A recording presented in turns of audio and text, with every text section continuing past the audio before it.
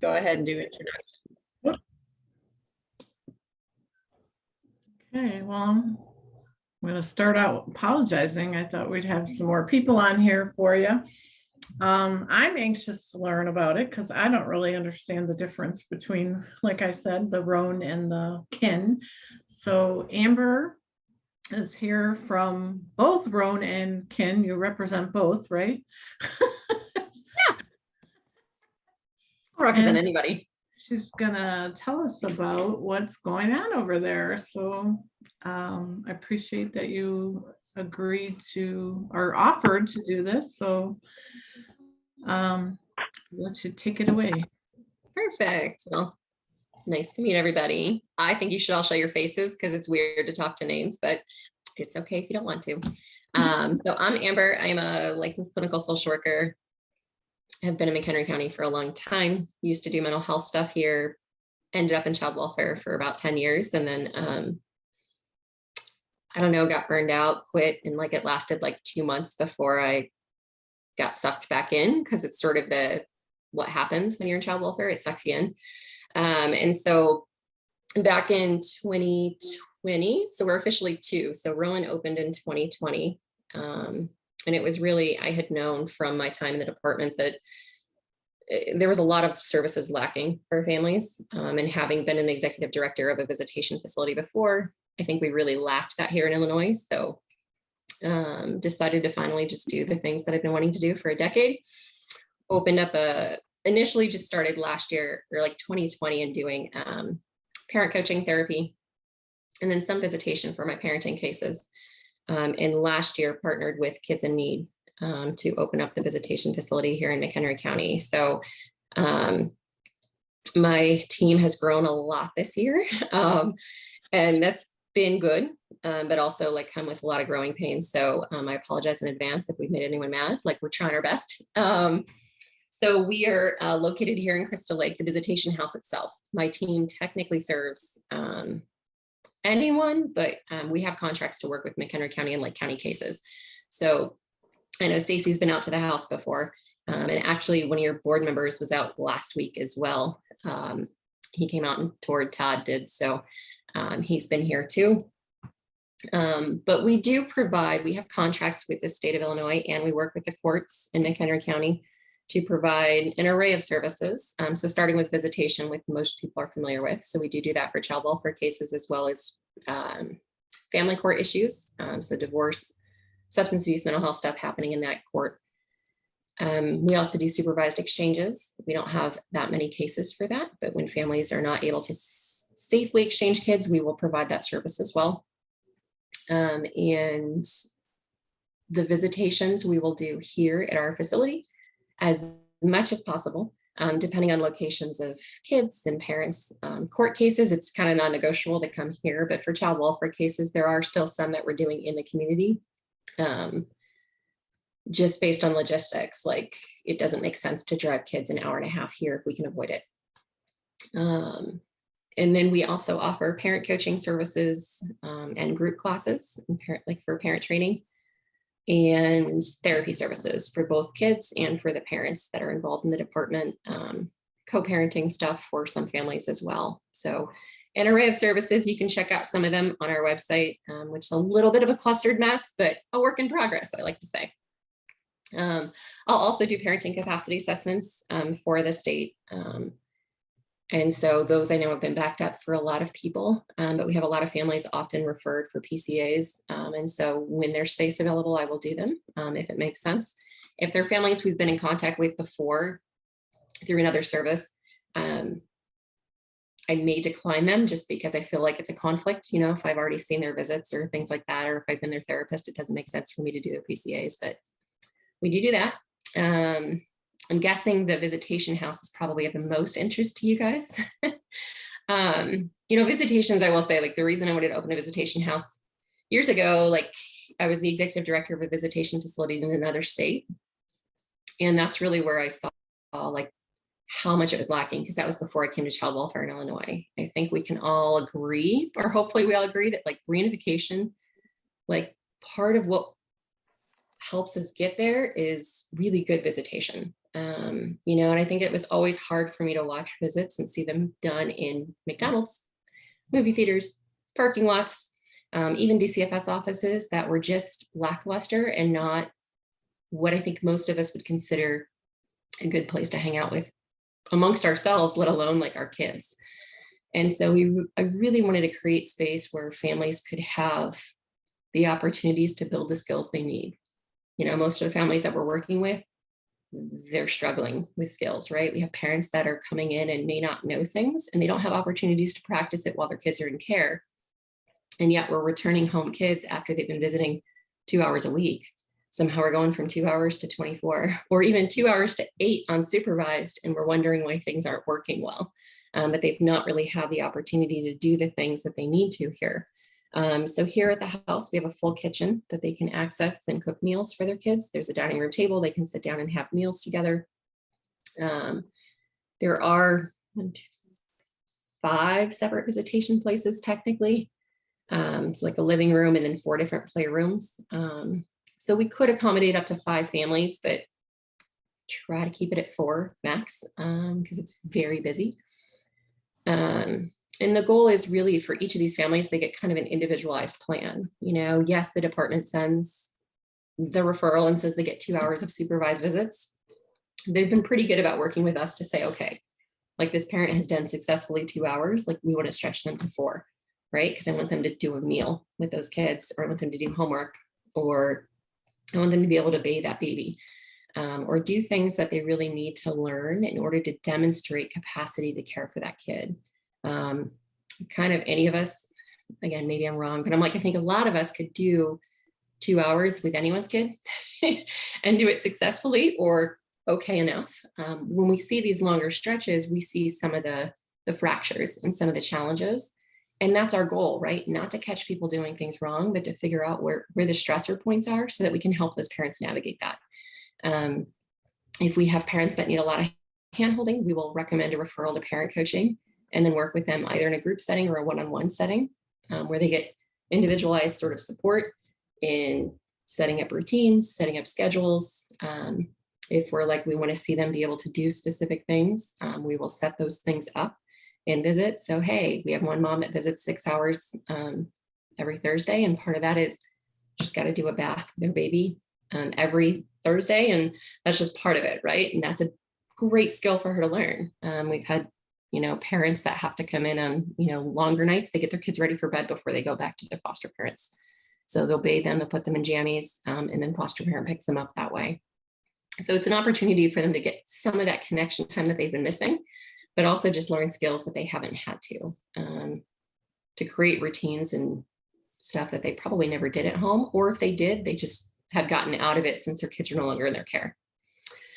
So that was talking a lot, open to questions and sort of seeing how, you know, what I can help you guys with. How many of you guys have like driven by? Are you guys like familiar with the area? We're on Crystal Lake Avenue. Yeah, I've seen it. Oh, yeah.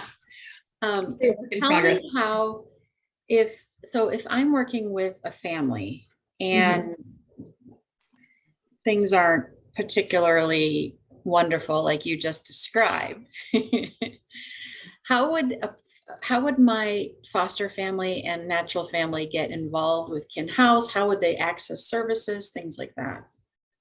Sure. So the DCFS workers they write referrals for visitation. We are, unless the foster parents are doing visitation, like I know some relative foster parents do. I think we're the only one right now holding the contract for visitation in this county.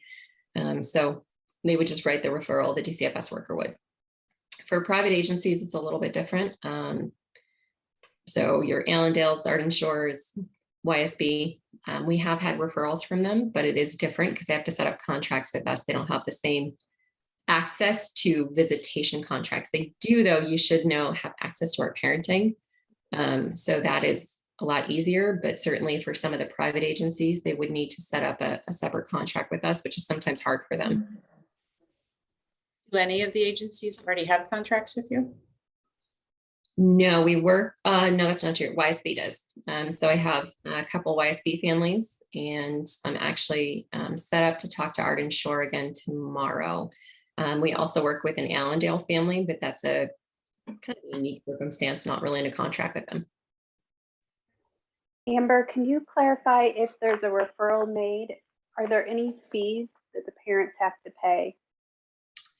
For DCFS cases, no, because DCFS is in a contract with us, so I handle it through them. So that's both for intact and for placement cases through DCFS. So they can receive therapy, parenting, or visitation here if they're in any of those.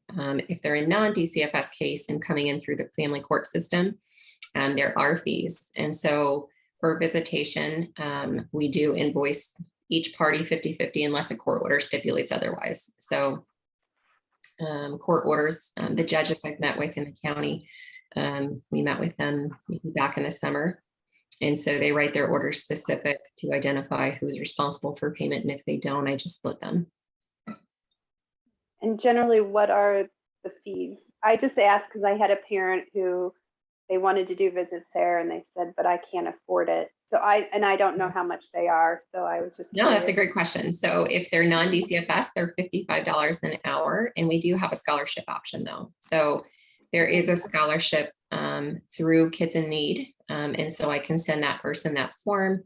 They have to fill out specific information. So we have a handful of families that are scholarshiped either partially or fully for their visitation. So Kin and their committee decides based on the information provided what they'll cover. Because we certainly don't want this to be inaccessible to people because of money. So through the community foundation. So in our partnership with Kin, so you guys might or might not be familiar with Kids in Need, but Kids in Need of McHenry County is operated by Michelle Prickett. And so she and I knew each other from our foster care days. She's a former foster adoptive parent and a former foster youth. So I knew her because the kiddos that she adopted were actually part of my agency at one point. And so Kids in Need typically provides different resources to families, either preventing foster care placement or even to foster parents now that they're working with Second Bridge. So Second Bridge came in under Kin recently. So we have Alicia Webby as part of our team as well. And so if foster parents, foster kids, non-foster youth need things, whether it's snow pants, school supplies, food, Kids in Need does set that up for them. And so, you know, they want to provide resources to kids and families in the community. So that's sort of where our partnership came in, is that they help support the house. And so it's often referred to as a Kin house, right? So they helped, we wrote a grant together, Community Foundation helped us with a grant this year that helped pay for a lot of the furnishings and a lot of the, you know, first year needs in a house. So that's kind of where our partnership comes in. But we do have funds set aside from that grant for a scholarship. So if there are families that need the services but can't pay for it, they can fill out the form and hopefully get it approved. That's great. Thank you. You're welcome. So the parenting classes, are those open to, I mean, that's a referral too by the caseworker? Correct. Yeah. So caseworkers can just refer. Families can probably self-refer as well, but I would just go back to their worker and just, because I want them to be able to get quote unquote credit for it too on their service plans. I want to make sure that, you know, their caseworkers are aware they're coming here. So we will ask them if they're DCFS involved and make sure that that information gets translated. We are in the middle of so the group training that we run is Circle of Security. And so that group training is typically 6 to 8 weeks, depending on the amount of time. We are running them via Zoom right now, just because of the world of COVID. And it also really helps right now with transportation, because we have families that are being referred from lots of different counties. So that does help with accessibility, particularly for those that just don't have transportation. Okay. And that's so that, I guess I'm still trying to figure out the ROAN Kin thing. With partners, right? We work together. So, I mean, ROAN provides all the services, right? So when we look at like what's being provided, the therapy, the parenting, and the visitation, that's our team. Kin provides resources. So food, clothing, funds to enroll a kid in gymnastics, or, a lot of the things in the house. So we have formula, diapers, food here in the house that we may distribute to kids or caregivers that need it.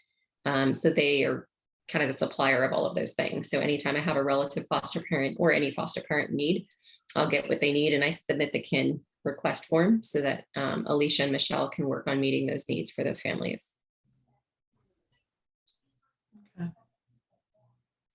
You mentioned transportation that you're working on.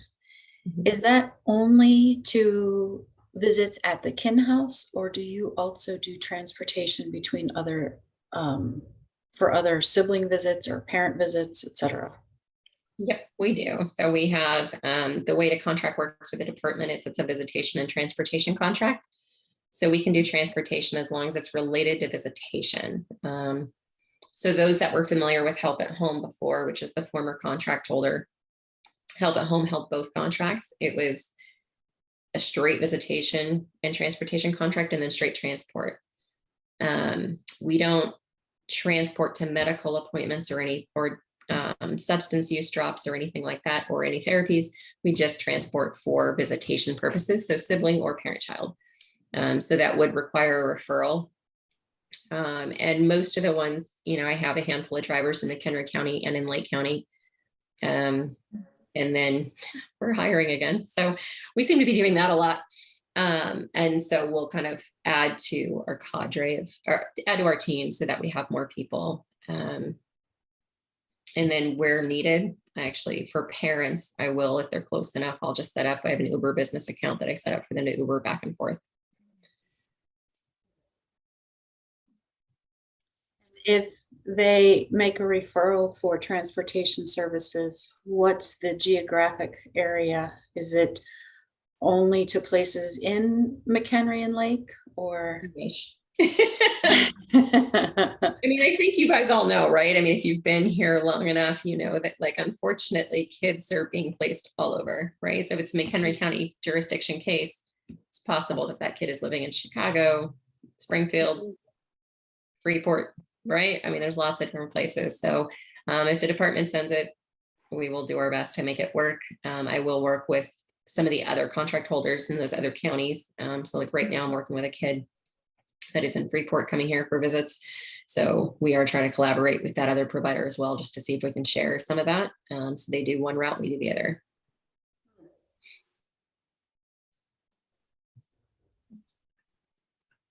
And who provides the food for the meals to the parents? Are they responsible for bringing things, or? So we don't require that. We do encourage it if they have the resources to do it. And a lot of them do. Or we have families that will order pizza and have delivery here. But certainly they're not all in a financial position to do that. We work with a lot of families that have different financial issues. Some are homeless. And so that was, I will say, not something we anticipated in the beginning. But now we have the house stocked with groceries because, it's not always the best stuff, but we have different applesauces and yogurt pouches for kids and, macaroni and cheese, ramen, coffee. So random supply of things that Michelle and her team do a really good job of kind of keeping stock so that we can have stuff here. For some of our parents, what we hope to do is, teach some of them to cook while they're here. We've tried our hand at that. We had one family that one mom that worked with a parent coach and learned how to make baby food while she was here. So there's a lot of cool things that we can do. It just depends on time and willingness on the parents' behalf, but we will stop and get things that are special. Person you heard me saying thank you to before is I have a person here that needed school supplies. So I made my team member run out to Target for me and get some. So whatever we don't have Don't here. do that. Come here. We need to bring you our school supplies. We do have a few, but they weren't what she needed. So I was like, oh, we can run to Target real quick. It's fine. How, I really want them to learn skills here. So we'll do whatever we can to create that space here. So it's, every day I feel like we're doing something new here just to meet the needs of a particular family. You had a question, Kelly? I did, and I apologize. You might have already answered this and I just didn't hear you. how does that work with the different visits coming in, if meal times with using the kitchen and so forth? How does that work if you have more than one visit going on? As much coordination as we can. It is not always pretty. So this morning, for instance, we had 4 families in this morning, and we try our best to make sure that meals only occur at the dining room table, just because messes occur otherwise on our carpet. But this morning it wasn't really the best option, so I did have a family eat upstairs. The little kids got to eat their snack at a kiddie table, but we just try to coordinate it. So we look. My team kind of organizes our online calendar and picks rooms for each of their families. Some of them based on age, some of them based on how much we need to contain. So we know kind of what they need at each point. Wednesday nights, we typically have a family in here that does dinner and then bath time. So we know that they need this downstairs space for a portion of the evening. And so we just work it out amongst ourselves, and let families know when they come in for their orientation that like kitchen and dining room space is shared. And so there may be weeks where they're here by themselves and it feels like their own home. And then there's other weeks where it feels like, wow, there's a lot of people in here, and so it's only quiet when they go to their own visit room. So we do our best to coordinate it, and people are pretty good. One family will be making dinner and the other one has something else in the oven. So they all cooperate with each other pretty well. We often talk with CASAs about confidentiality. How does that play into multiple families being part of the home?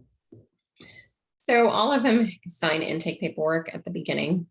So when families come in, we send them, general demographic stuff that we gather, but also a list of policies and procedures. So some of that is rules that we have at the house just to ensure everyone's safety. So if you ever come here, you'll see that our doors are secured. Actually, they are locked. You can't access without someone letting you in. So both front door and back door are locked.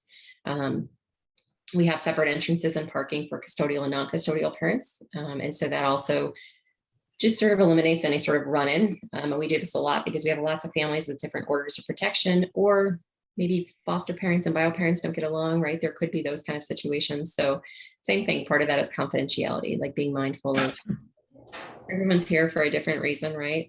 And so we let them know if they're not comfortable walking through common spaces, like as part of their visit, they don't have to. And so, we let them know, like, hey, there's going to be a family coming through at 6, just so you're aware. So we'll close the doors.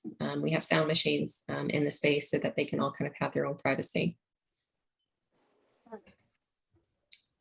Same with like outside space. When the weather permits, we do have some outside space. We're hoping to spruce it up this spring. But families know too, if you want to go out there, that's okay, but it is common space. So we just kind of alert them and they can decide whether or not they feel comfortable being potentially intermixed with other families.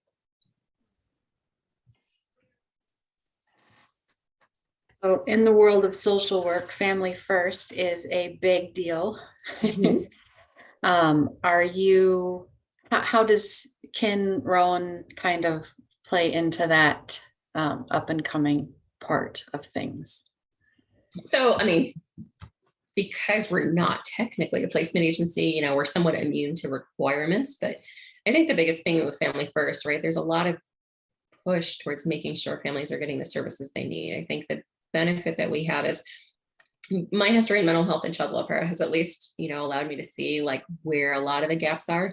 And while we're not great at, meeting all of it yet, I think, we can really serve families pretty quickly as long as we're getting the paperwork.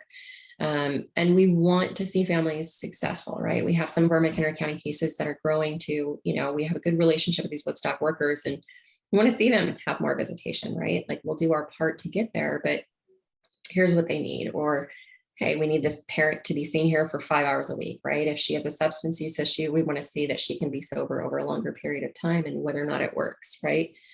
So I think that's our biggest piece, is that as it relates to visitation and parent training, both of which I think are just lacking in a lot of our, services.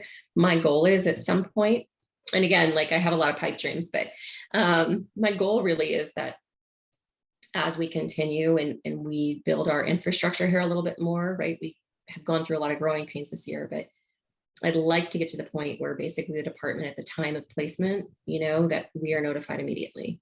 so that we can start contact within that first week, right? So that there's not this lag time. Part of the challenges right now, we're getting cases after kids have been separated for months from their parents. Sometimes we're getting cases referred to us after they've been in custody for 6 years. And it's not to say they hadn't had visitation before that, but some of these cases have been open a long time. And you guys probably know that, right? We've had cases that are just dragging on. And so our hope is really that if we can provide consistent services and have really good plans and connection with a team, that we can push these cases through the system a lot faster, and really meet permanency for these kids in a quicker time frame. Part of that is, just consistent visitation and parent training, right? Doesn't mean that all of them are going to have the outcome of reunification. Certainly we hope that, and we hope we're able to return home a lot of kids successfully. But we also know that there's going to be gaps where maybe these parents don't have the capacity to care for them. So we help demonstrate that through some of the services that we're providing. Great. Did you have to get approved by DCFS because of Family First, or is it just you just have a contract? And we just have contracts. I heard something about the approval process for services or something is kind of been the point of why Family First isn't off the ground as much as it should be or whatever. Yeah, I left child welfare in 2019 and we were already talking about Family First. So so Family First has been around, I think. 2017, I think it started. Yeah, I think the challenge is DCFS itself, it's just a big bureaucracy, right? And I think it's really hard to implement new things. And that's where I think where we get the most traction is when we do things at a community level, right? And so here, okay, we're not going to fix the entire system, but hey, if I can work with McHenry County families and Lake County families and get more of them, then maybe we can shift what things look like in these particular counties for our child welfare involved families or for those at risk for child welfare involvement, right? If we can make a difference here, then we can kind of look and see where else we can make that impact. But some of this is going to be, it's too hard to come from a larger system, right? I think we all just do our part to fix what we can. Yeah.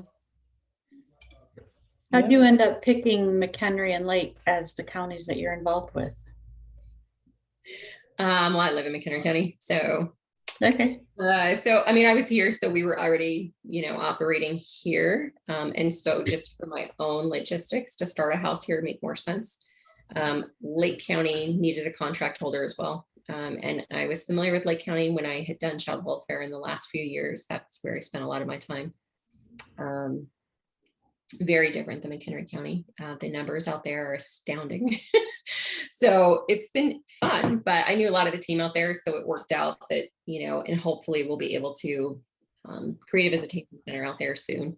Right now, a lot of those families are coming in here to McHenry County. We're transporting them in to do visits here. You guys still looking for a place out there? Yeah. Yeah, I have a couple leads, but we haven't officially secured one yet. Is there anything like that in Kane County? Do you know anything? So Kane County is actually on our list as well. I feel like we have 6 options, but those are the first 2 are Lake and Kane. Kane County does have there is a visitation center. Just like Lake County technically has one too, but they tend not to work with, so a safe place out in Lake County, I think it's Mundelein or Libertyville. Mm-hmm. And then there's another one in St. Charles area, if I'm not mistaken. Okay. I know we have a lot of kids that are down in DuPage and Kane, and I was just wondering if there was anything maybe down that way. Yeah, I've had some kids actually transported up. I have foster parents that that case is now closed, but they were driving their kids in from Naperville, which was lovely. They were wonderful people. Yeah. So there's nothing down in DuPage County right now then either. Yep. Wow. Oh. No, but we do take a lot of those cases still, or we're doing community. So I have team members in the Aurora area and up here in Lake County. So how big is your staff then, Amber? What's your team like? So a year ago at this time, we were really cute and small. We had 3. It's great. Right now we were at staff-wise, like paid employees, 10. And then we have another like 4 interns. So our highest, our peak was 18. So we've lost a few, but we are currently hiring to just be able to serve more families in a quicker time frame, and kind of changing up some of the things, or some of the way we're doing things. Just our infrastructure has needed to change a little bit as we've grown. Wow. Now, are you guys ever going to parent-child visits at all? Yes. Mhm. Okay. Because I was like, I don't think any of the McHenry County ones have come out to us. I know I've had some Lake County CASAs come and monitor visits here. And so that is something we are always open to. It's helpful just to know in advance, but our team is aware that workers or CASAs can come in at any point. I know I did have one of mine recently come for his case, and got really good feedback from the visit. So it was good. Good. Yeah, that was really very helpful. Oh, you know what? I know which one you're talking about on the weekend for unsupervised. They actually do unsupervised here. Okay. The Yes, unique and case. that's the child that travels kind of far too, if you have the right one. Mhm. Yeah. Becomes very far, yeah. So they got shifted here to unsupervised at departments and courts request. So because they don't have a place to visit, we're letting them do some unsupervised visits here. So they use the space, and I think that it's been great. I'm glad for them. They seem to be moving in the right direction. So yeah, no, but yeah, we've had a few, but we certainly encourage our CASAs to go to those visits if they can, and just kind of see how everyone's doing. okay. So Yeah, they're definitely welcome anytime. all right, great. As long as they're prepared for, like, I'll try to warn them, like on a Saturday, your CASA probably knew it was pretty crazy. Yeah, well, it's I'm a like, we busy are open day. 7 days a week right now. And so our weekends are pretty busy, but most days are. I would imagine weekends with work schedules and schools and activities, it is busy. Yeah. Hmm. Other questions? So for a supervised visit, it's your staff that's doing the supervision? Is that how that works? All right. That is correct. So I have a team of staff that are that are trained specifically on, supervision and the documentation of those. And so they will document each visit, and then we write progress reports for the court. So you guys should have access to those when we write them for McHenry County cases. We do tend to write for those that, again, we're familiar. Help at Home didn't typically do that. They would just provide the individual reports. We will write summary reports with recommendations for each of our cases. It's helpful when we know in advance that court's coming. Sometimes we don't always know. And so we do our best to to give it directly to court, or do you give it to the caseworker? Caseworker. So we'll send them. So as long as the caseworker alerts us, we will go ahead and write summary reports that identify every time a visit has happened or been canceled, and then how visits tend to go. And we do write recommendations. Sometimes they will be like, we need to see, we'd like to see an increase in visitation, or we're recommending parenting for somebody, or mental health services. So we will make recommendations based on some of our observations. So then Sometimes is it it's well, sometimes it's not. What? I said sometimes the recommendations are taken really well, sometimes they're not, but Yeah, Get I get that. Get that. Do you know offhand, like, how many of your families that are visiting now are DCFS Woodstock cases? Do you know offhand? A bunch. That's a good answer, right? I actually was doing our data for January, and I'd have to look specifically at the number of cases, but what I could do is maybe see if any of them have CASAs, because we don't necessarily know that information unless I talk with somebody specifically and identifies themselves as a CASA for a case. So probably right now, about 60% of our cases in total are DCFS involved. And so we're probably looking at 30 families that are Woodstock DCFS or placement or intact. Okay, that would be great, because I'm thinking, now that we are being appointed to all the cases, and while we try to know when they're having visits, and a lot of the time the CASAs know when the parents are having visits or whatnot, But I think it would be helpful to coordinate, because that is a nice option for them to come see the families at your location, not just in the foster home or whatnot. So Who would be the best person for me to talk to? Because I know I've done this for Lake County too. you can Okay. just Stacy or myself, either one. But Yeah, so I'm happy to talk with Stacy after the call and just kind of go through each name and let her know which and see which cases have CASAs, because I can highlight them for my team too, so they know that they may be in contact with, like, a CASA can always reach out to me, and I can then let you know who the primarily assigned visit monitor is and when visits occur here. Okay, that would be great. I don't know. Are you aware that the legislation changed that we're going to be on all the cases? Yeah, Okay. I didn't know how that was going. Busy. Yes, it looks like he's got to pick up in 2 minutes. Yes, I do. I will, if you want to let her know, I'll call him in a little bit. Thanks. Sorry. All right, business goes on. There you go. Sorry. No, it's okay. No, it is busy for us, and we're just in the process of, with all the new cases we've received in the past 2 months, is just trying to make sure we can get all the placement information and find where the kids are located, so we can get advocates out to see them. And that's kind of why I was wondering too, with the number of new cases we're getting, I'm curious if any of them are currently visiting at your location. So I hope so. And if not, we're happy to have them. yeah, that's great. Well, good. How, do you guys know what percentage you have right now of open cases? I know the goal is 100%, but I think we might be at 75 or 80. I'm not exactly. We were, yeah. okay. Does that sound, yeah, that sounds right. We were like 58 last year. So we've gone, I mean, he just like gave us like 20 cases in December, and so it was like, So you felt like me, where you were like, what's going on? Yeah, we went from, maybe 1 or 2 a month to 20 in 3 weeks. And Yeah. so it's a lot of processing right now. Mhm. I feel that pain. Yeah. So, yeah. But it's good. It's good to hear that you guys are getting more assignments. So, Oh, for sure. and are you guys still attending court on most cases then too? Yes. Mm-hmm. not the advocates cannot, but the managers are. Mm-hmm. So we haven't, because of COVID, haven't let the CASAs, the advocates back into the courtroom, but. Gotcha. Yeah.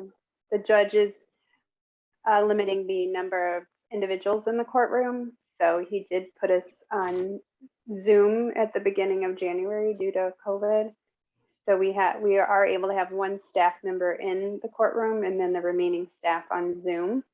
And Okay. we hope this spring, when things maybe improve here, that the advocates will be allowed back in. Okay, good. But we'll see. But thankfully, staff is still there, so it's all good. Okay. I was going to show you a few pictures if you guys want to see. I think you on a tour, but all the stuff are out there and are probably like not eager to be on camera. So this, can you guys see my screen? Yeah. Perfect. So not the best pictures because I'm not a photographer, but and you can go on our website too and see some other photos, but this is the living room space that we have at the front of the house and the dining room. So Amber, we're seeing your file manager with a Oh, bunch. well, that's not helpful then, huh? I'm like, I see the pictures themselves. How about this? Yeah. These small little pictures. So, and I can maybe email some over as well, but we do have, like, this is the nursery. You know what? This isn't going to let me share it the way I want to. So let me see if I can do something else for you. So each of our visit spaces is set up a little bit different, but you know, we have one room that's like set up primarily for babies. And then the living room, we have a TV room that a lot of our teenagers like to hang out in. But it's also become popular lately with like newly mobile kids because it's a lot of carpet in there. So we do have families there a lot as well. Let's see, maybe we'll share this way.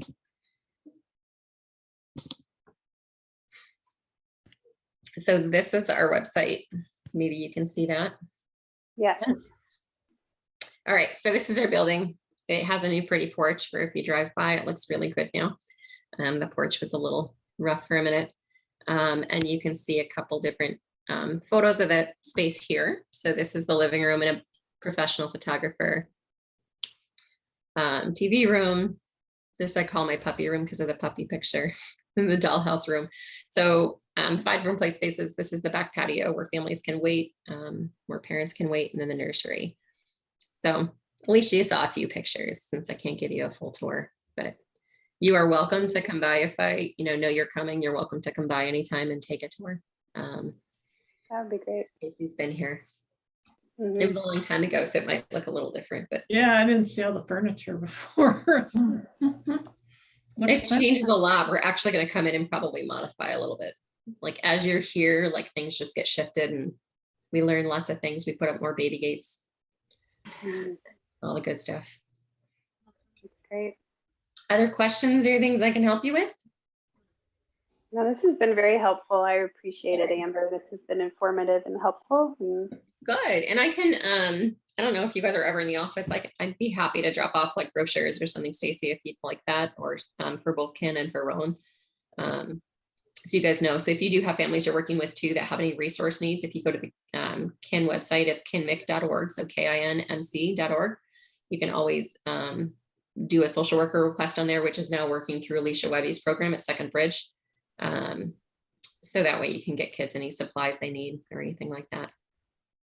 You happen to have those brochures as PDFs? I do. If you send those over, I will put them in our resource newsletter. Okay, I will do that. So the merge with Second Bridge, do we go through Kin now for that form or does it matter? Yeah, so it's on the Kin website. I think Alicia's website may still be up and running too, but they're all working together. So, so the form will be edited a little bit, but same request. I'm gonna go in and it'll go into Michelle and Alicia. Okay. Combining forces. Yeah, that's great. And Alicia will still have her location where she keeps the items and stuff in downtown. Okay. Yep. As far as I know, it's still there. Good. You might be coming to store stuff in our basement at some point, which would be fine with me too. Okay. I got stuff to give her. I've been trying to give her for a month. Great. She's not around there. Probably like, I don't want it. No. Yeah. It's Yeah. good stuff. She's been busy.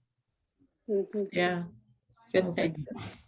But we appreciate your time. We appreciate Yeah, thank you for inviting me. I appreciate it. And if you guys ever have any questions, I know Stacy has my email. It's amber@rowanfamilysolutions.com.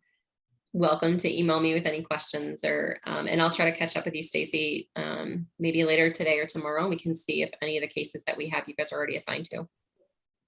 Okay. Okay, that would be great. Perfect. All right. Thank you, Amber. Take care.